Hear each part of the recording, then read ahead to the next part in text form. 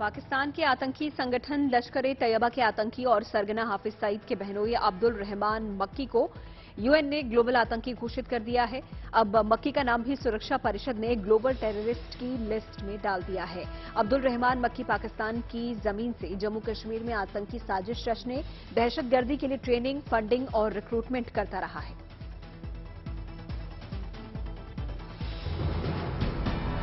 पाकिस्तान के प्रधानमंत्री शहबाज शरीफ ने एक विदेशी चैनल को दिए इंटरव्यू में कहा कि ये हम पर निर्भर करता है कि हम शांति से रहें, तरक्की करें या फिर एक दूसरे से झगड़कर अपना समय और संसाधन बर्बाद करें। भारत के साथ हमारे 3 युद्ध हुए और इससे गरीबी और बेरोजगारी ही आई है। हमने अपना सबक सीख लिया है। अब हम शांति से जीना चाहते हैं और अपनी समस्याओं को सुलझाना चाहते हैं। भारत के प्रधानमंत्री से हम बात करना चाहते हैं। पाकिस्तान इन दिनों अपने सबसे खराब आर्थिक दौर से गुजर रहा है। आज शिवसेना के सिंबल विवाद पर चुनाव आयोग सुनवाई करेगा। शिंदे गुट ने शिवसेना पर अपना दाव ठोका है तो उद्धव ठाकरे का कहना है कि उनकी ही पार्टी असली शिवसेना है। शिंदे गुट के वकील ने अदालत में कहा था कि 2018 में शिवसेना के संविधान को बदलना वैध नहीं था। शिंदे गुट की ओर से यह भी कहा गया है कि हमारे पास बहुमत है, चाहे वो विधायक हो, सांसद हो या संगठन के लोग हों। एकनाथ शिंदे ही असली शिवसेना है। साथ ही ये भी कहा गया है कि सुप्रीम कोर्ट अयोग्यता के मामले पर सुनवाई कर रहा है, जो कि सिंबल वॉर से अलग है।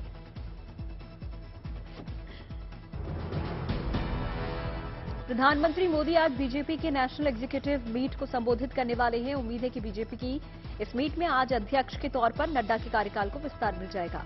इस साल देश के 9 राज्यों में चुनाव होने हैं, जिसकी तैयारियों के लिए बीजेपी रणनीति बना रही है और आज बीजेपी की मीट का आखिरी दिन भी है।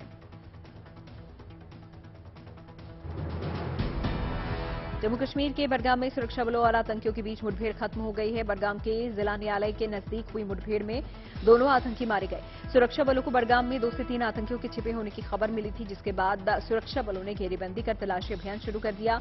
तब उन्हें दोनों देश के दुश्मनों को मारने में सफलता मिल गई है। बीजेपी नेता और पूर्व केंद्रीय मंत्री शाहनवाज हुसैन के खिलाफ रेप के केस दर्ज होगा।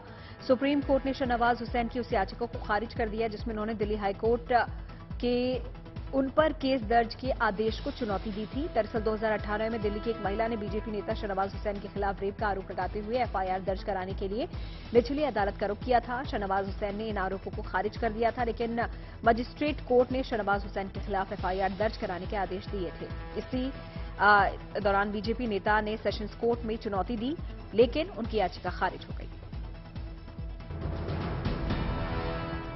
दिल्ली हाईकोर्ट ने उन्नाव दुष्कर्म मामले के दोषी बीजेपी के पूर्व विधायक कुलदीप सिंह सेंगर को 15 दिन की अंतरिम जमानत दे दी है। कुलदीप सेंगर ने अपनी बेटी की शादी होने के लिए जमानत याचिका दाखिल की थी, जिसे कोर्ट ने स्वीकार कर लिया है। कोर्ट ने कुलदीप सिंह सेंगर को 27 जनवरी से 10 फरवरी तक के लिए ही अंतरिम जमानत दी है। ये पूरा मामला साल 2017 का है, जब उन्नाव में महिला से बलात्कार के केस में दोषी उन्हें ठहराया गया था और उन्हें उम्र कैद की सजा सुनाई गई थी।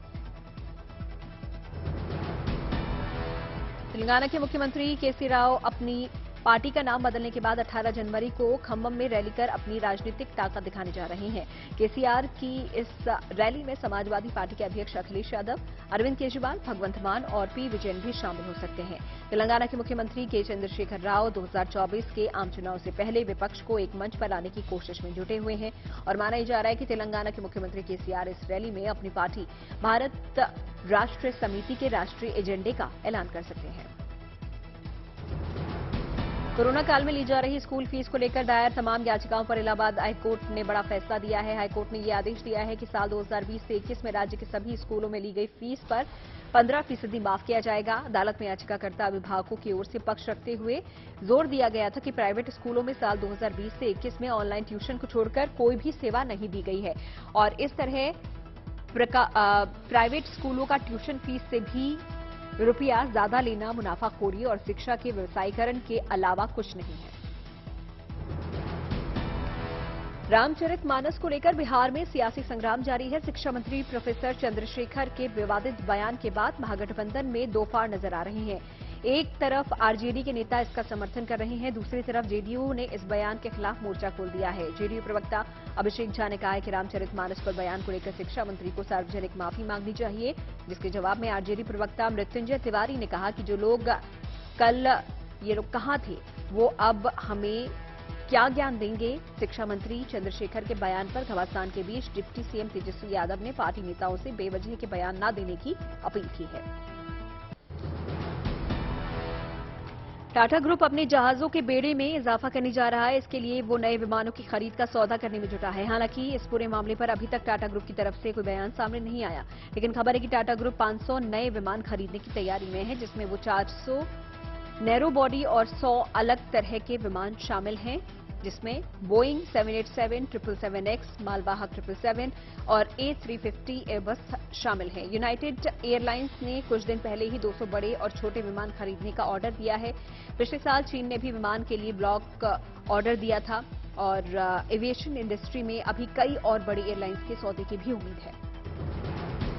राजधानी दिल्ली समेत देश भर में इलेक्ट्रिक गाड़ियों की तादाद लगातार बढ़ रही है। इससे पेट्रोल डीजल पर निर्भरता भी कम हो रही है, साथ ही पर्यावरण को होने वाला नुकसान भी कम हो रहा है। दिल्ली में कई जगहों पर इलेक्ट्रिक गाड़ियों के लिए चार्जिंग स्टेशन बनाए गए हैं, जहां पर आसानी से लोग अपनी गाड़ियों को चार्ज कर सकते हैं। इसके अलावा राजधानी में कई इलेक्ट्रिक ऑटो भी आपको सड़कों पर दिख जाएंगे। इन ऑटो के लिए भी चार्जिंग स्टेशन की कोई कमी नहीं है। आने वाले दिनों में इलेक्ट्रिक गाड़ियों की संख्या जैसे जैसे बढ़ेगी, चार्जिंग स्टेशन की भी संख्या में इजाफा होगा। दुनिया में कोरोना संकट के बीच देश के लिए अच्छी खबर है। चीन और दूसरे देशों में कोरोना के मामलों में यहां पर तेजी दिखाई दे रही है, लेकिन देश की राजधानी दिल्ली में पिछले 24 घंटे में एक भी कोरोना का मामला सामने नहीं आया। ऐसा 3 सालों में पहली बार हुआ है, यानी कि जब से देश में कोरोना की एंट्री हुई तब से पहला मौका रहा जब दिल्ली में एक भी केस नहीं आया है। बताया गया पिछले 24 घंटों में 931 लोगों के टेस्ट हुए और इस दौरान कोरोना की पॉजिटिविटी रेट 0 रही। इसका मतलब ये कि कोविड का कोई भी केस नहीं मिला। हालांकि दिल्ली में कोविड के एक्टिव केस अभी 10 हैं, वहीं इस दौरान कोरोना के 9 मरीज ठीक भी हुए हैं। प्रधानमंत्री मोदी का लोकसभा क्षेत्र फिर से सुर्खियों में है। दरअसल आज से यहां पर काशी हॉट एयर बलून और बोट फेस्टिवल की शुरुआत हो रही है। ये फेस्टिवल 20 जनवरी यानी कि शुक्रवार तक चलेगा। इसमें एससीओ यानी कि शंघाई कोऑपरेशन ऑर्गेनाइजेशन के सदस्य देश हिस्सा लेंगे। इनमें रूस, चीन और कजाकिस्तान समेत कई देशों के प्रतियोगी शामिल हैं। इस बलून फेस्टिवल के अलावा यहां नौका दौड़ प्रतियोगिता भी आयोजित की जाएगी। इसके लिए तैयारियां लगभग पूरी हैं, यानी कि काशी में रोमांच का फुल बंदोबस्त है। महाराष्ट्र के पुणे में G20 इंफ्रास्ट्रक्चर वर्किंग ग्रुप की 2 दिनों तक चलने वाली बैठक शुरू हो गई। इस बैठक में हिस्सा लेने के लिए कई विदेशी मेहमान पुणे पहुंचे हैं और यहां पर इन विदेशी मेहमानों के लिए एक सांस्कृतिक कार्यक्रम का भी आयोजन किया गया है। इसमें उन्हें मराठी संस्कृति से रूबरू होने का मौका भी मिला है। रंगीन रोशनी से नहाए इस कार्यक्रम में मराठी लोक कलाकारों ने परफॉर्म किया, जिन्हें देख विदेशी मेहमान भी झूमते नजर आए।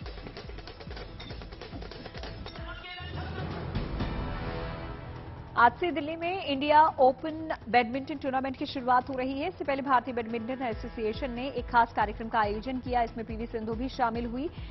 सिंधु ने कहा है कि इंडिया ओपन उनके लिए बेहद खास है, क्योंकि इसमें उन्हें घरेलू दर्शकों के सामने खेलने का मौका मिलता है। बिहार के समस्तीपुर रेलवे स्टेशन का कायाकल्प होने वाला है। अमृत भारत योजना के तहत स्टेशन की सूरत बदल जाएगी। इसके साथ ही दरभंगा, मोतिहारी और सीतामढ़ी स्टेशन को भी विश्व स्तरीय बनाया जाएगा। रेल यात्रियों को इन स्टेशन पर एयरपोर्ट जैसी सुविधा मुहैया कराने की योजना है। रेलवे स्टेशन पर एस्केलेटर्स, लिफ्ट भी लगेंगी। फूड प्लाजा, लाउंज और मॉल भी खुलेंगे। रेलवे साल 2065 की आबादी को देखते हुए इन 3 स्टेशन का विकास करेगी। मध्य प्रदेश के पन्ना में बाघों को बचाने के लिए प्रशासन ने बड़ा फैसला लिया।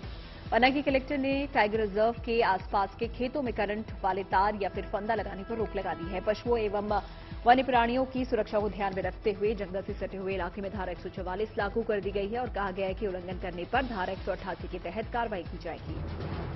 516 सालों से पश्चिम बंगाल के हुगली में मछलियों के मेले का आयोजन होता है और इस मेले में समुद्र में पाई जाने वाली मछलियों से लेकर नदियों में पाई जाने वाली नामी गिरामी और छोटी बड़ी सभी प्रकार की मछलियां उपलब्ध होती हैं।